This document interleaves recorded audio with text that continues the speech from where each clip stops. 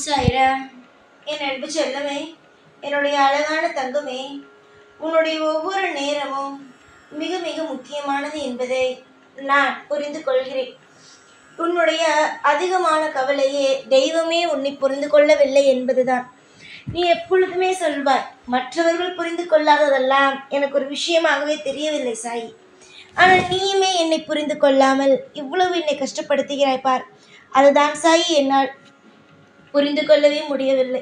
தெய்வம் இருக்கிறதா இல்லையா, நம்பலாமா வேண்டாமா என்று ஒரு குழப்பமாகவே இருக்கிறது என்று. நீ நம்புவதும் நம்பாததும் உன்னுடைய இஷ்டம். யாரையும் போய் யாரும் என்னை நம்பிதான் ஆக வேண்டும், என்னை நம்பாதீர்கள் என்று சொல்ல முடியாது. எல்லாமே அவரவர்களுடைய இஷ்டங்கள் மட்டுமே. ஆனாலும் உன்னுடைய வாழ்க்கையில் சில வழிகள் வரும் பொழுது உடனடியாக தீர்வு கிடைக்காவிட்டாலும் அடுத்த கொஞ்ச நேரத்திற்கு ஏதோ ஒரு ரூபத்தில் ஒரு தீர்வு கிடைக்கிறது என்றால் அது தெய்வம் இருக்கிறதுனால் மட்டும்தானே. கர்ம வினைகள் எல்லாம் செய்து விடுகிறீர்கள், ஆனால் இது நடக்கக்கூடாது அது நடக்கக்கூடாது என்றால் எந்த நியாயம் சொல்லுங்கள் பார்க்கலாம். தவறுக்கு தண்டனையானது நிச்சயமாக உண்டு, அதில் எந்த மாற்றமும் கிடையாது. ஒருவன் தவறு செய்துவிட்டான், ஆனால் அதற்கான தண்டனைகளை அனுபவித்துத்தான் ஆக வேண்டும்.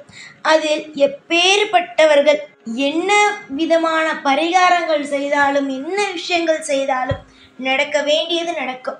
தெய்வத்தை வணங்கும் பொழுது தெய்வம் பாதி எடுத்து மீதியை உங்களுக்கு கொடுக்கும்.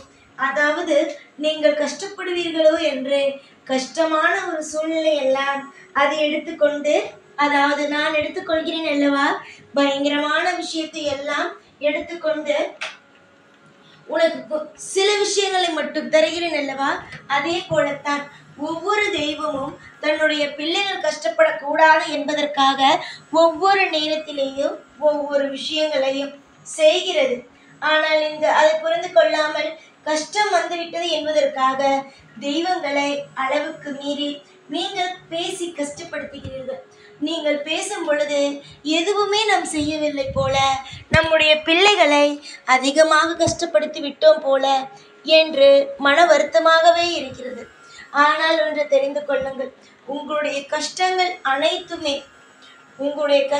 அனைத்துமே இது முழுமையானது கிடையாது. ஏற்கனவே உங்களுடைய வாழ்க்கையில் நீங்கள் செய்ததற்கான கர்மவினை, அதுவும் 100% நீங்கள் அனுபவிப்பது கிடையாது. அதிலிருந்து ஒரு 50% மட்டுமே தான் அனுபவிக்கிறீர்கள். ஆனால் அந்த வழியையே தாங்க முடியாமல் தெய்வம் எனக்கு சோதிக்கிறது என்கின்றீர்கள். அம்மா, உன்னுடைய வாழ்க்கையில் நீ துளைத்த அனைத்து விதமான நாட்களும் உனக்கு திருப்பி தரப்படும். எப்படி என்றால், நீ இத்தனை வருஷம் பிறந்ததிலிருந்து படிப்படியாக உன்னுடைய வாழ்க்கையில் கஷ்டங்கள் என்றுதான் பார்த்திருக்கிறாய். அதாவது கஷ்டப்பட்டாய், இன்னும் கஷ்டப்பட்டாய், அதற்கு மேல் அடிமட்டத்திற்கு அவ்வளவு கஷ்டப்பட்டாய். இதற்கு மேல் உன்னுடைய வாழ்க்கையில் கஷ்டம் என்றால் இப்படிதான் இருக்குமா என்றெல்லாம் சொல்லவே முடியாத அளவுக்கு கஷ்டப்பட்டாய். இப்பொழுதும் அதே நிலைமைதான். ஆனால் இந்த நிலைமையோ மாற்றி அமைக்கப்படும். கூடிய சீக்கிரமாக உன்னுடைய அனைத்து கஷ்டங்களையும் உன்னிடமிருந்து எடுத்து உனக்கான ஒரு சந்தோஷமானதை நான் தருவேன்.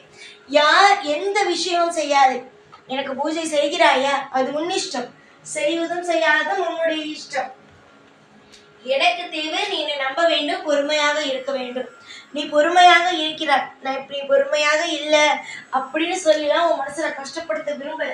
நீ பொறுமையா இருக்க, ஆனா இப்போதைக்கு நீ கஷ்டப்படுற. இதனால நீ பூஜை செஞ்சா இந்த கஷ்டம் போயிடும், மற்ற பரிகாரங்கள் செஞ்சா கஷ்டப்படும் என்பதெல்லாம் விடு, அதெல்லாம் வேண்டாம். நீ நம்பிக்கையா பொறுமையா இரு. எந்த அளவுக்கு உன்னுடைய வாழ்க்கையில மாற்றங்கள் இருக்கிறது என்பதை பார். புரிகிறதா? நீ எனக்கு பூஜை செய்யறதுனால அடுத்த நிமிஷமே உனக்கு கஷ்டமெல்லாம் போயிடணும் என்பது இல்லை. உன் கர்ம வினை நீ என்னத்தான் செஞ்சாலும் நீ அனுபவிச்சுதான் ஆக வேண்டும். இந்த கர்ம வினையை நீ அனுபவிக்கவில்லை என்றால் சேர்த்து சேர்த்து சேர்த்து வைத்து உன்னுடைய வாழ்க்கையில் அடுத்தடுத்த ஜென்மத்திற்கும் கொண்டு போய் நீ மேலும் மேலும் கஷ்டப்படுவாய். புரிகிறதா? மேலும் மேலும் கஷ்டப்படுவாய். எதற்காக சொத்தை சேர்ப்பது போலவே கர்மவினையை சேர்க்கிறாய். கர்மவினையை சேர்க்காதே, அது நல்லதல்ல. கர்மவினை என்பது முடிக்கக்கூடிய ஒன்று, அதை முடித்து விடு. சிலர் என்ன தெரியுமா செய்கிறார்கள்? ரொம்ப கஷ்டப்படுகிறார்கள், அளவுக்கு மீறி கஷ்டப்படுகிறார்கள். ஆனால் அதை தாங்க முடியாமல், அந்த வலியும் வேதனையை பொறுக்க முடியாமல், அது கடந்து போக தைரியம் இல்லாமல் தப்பான விஷயம் செய்கிறார்கள். தப்பான விஷயம் என்றால் என்னவென்று உனக்கு தெரியும். தப்பான விஷயம் செய்கிறார்கள். அதனால் என்ன பலன்? இந்த பூமியில் கஷ்டப்படுகிறோமே என்று அவர்கள் தப்பான விதத்தில் முடிவெடுக்கிறார்கள். அதனால் அவர்களுக்கு இறந்த பிறகு அவர்களுக்கு தோன்றக்கூடிய ஒன்று என்ன தெரியுமா? நம்ம பேசாம பூமியிலேயே இருந்திருக்கலாமே என்பது மட்டுமே. அங்கங்கு தலைகீழாக இது மாதிரியாக இறப்புவர்கள் அங்கங்கு தலைகீழாக தொங்குவதும் கஷ்டப்படுவதும், தெய்வத்திடமும் போக முடியாமல், வீட்டுக்குள்ளேயும் அனுமதிக்காமல் மரத்துக்கு மரம் தொங்குவது மட்டுமே மிகப்பெரிய ஒரு கஷ்டத்தை படுவார்கள். புரிகிறதா? இந்த உலகத்தில் வாழவே முடியவில்லை, எல்லா விதத்திலும் கஷ்டமா இருக்குன்னு தப்பான முடிவு எடுத்துட்டு அதற்கு பிறகு அவர்களுடைய ஆத்மா தெய்வத்திடமும் போக முடியாமல், எந்த சந்தோஷத்தையும் அடைய முடியாமல், அவர்களுடைய வீட்டிற்கும் வர முடியாமல் அங்கும் இங்கும் திரிந்து கஷ்டப்படுவார்கள். அது கர்ம வினையை முடிக்காமல் போவதினால் அவர்களுக்கு என்று நாங்கள் குறித்து வைத்திருப்போம் அல்லவா, இந்த வயது வரைக்கும் இந்த பூமியில் இவர்கள் வாழ வேண்டும் என்று. அது வரைக்கும் அவர்கள் ஆத்மாவாக அங்கும் இங்கும் சுற்றித்தான் ஆக வேண்டும். அது எத்தனை வயது ஆனாலும் அவர்களுடைய வயது வரைக்கும் இந்த பூமியில் அவர்கள் இருந்துதான் ஆக வேண்டும். அதற்கு பிறகு இந்த ஜென்மத்தில் அவர்கள் விட்ட கஷ்டம் வந்துருச்சேன்னு விட்டுட்டு போனதை அடுத்த பிறவிலேயே தொடரணும். அடுத்த பிறவில இதே கஷ்டம், இதே துக்கம், இதே வலி.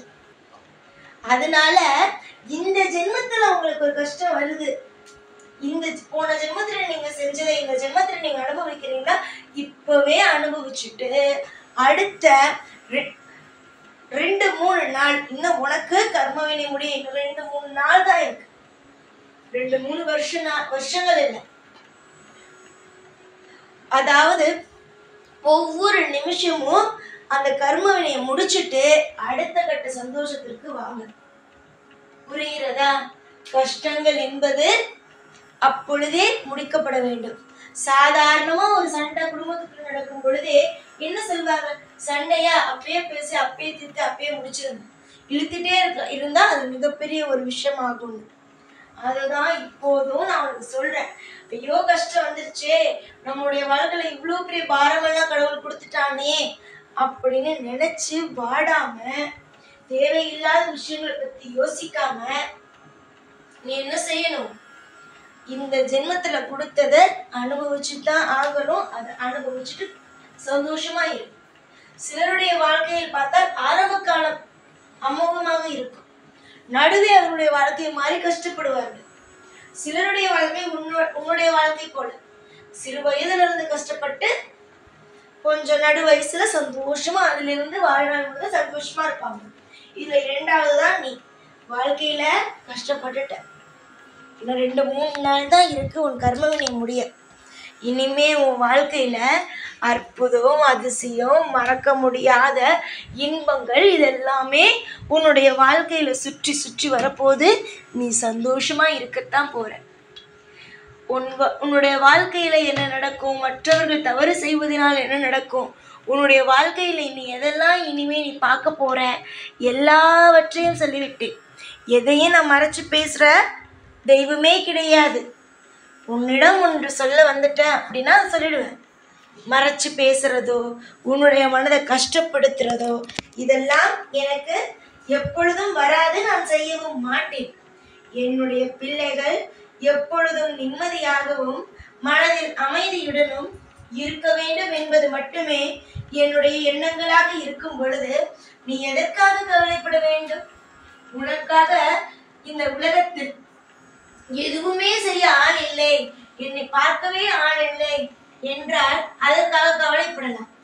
ஆனால் உனக்காக உன்னுடைய வாழ்க்கையில் ஒவ்வொரு விஷயத்தையும் செய்து கொண்டு உன்னை வாழ வைத்துக் கொண்டு இருக்கும் இந்த சாய் இருக்கும் பொழுது உனக்கு என்ன கவலை? கவலைகள் இருந்தால் தூக்கி போடுங்கள். இந்த கர்ம வினையை முடிப்பதற்கான வழி பாருங்கள். எப்பொழுதும் எல்லா நாளும் உங்கள் கூடவே இருந்து உங்களை வாழ வைப்பேன். இந்த சாய்நாத். ஓம் சாய்ராம்.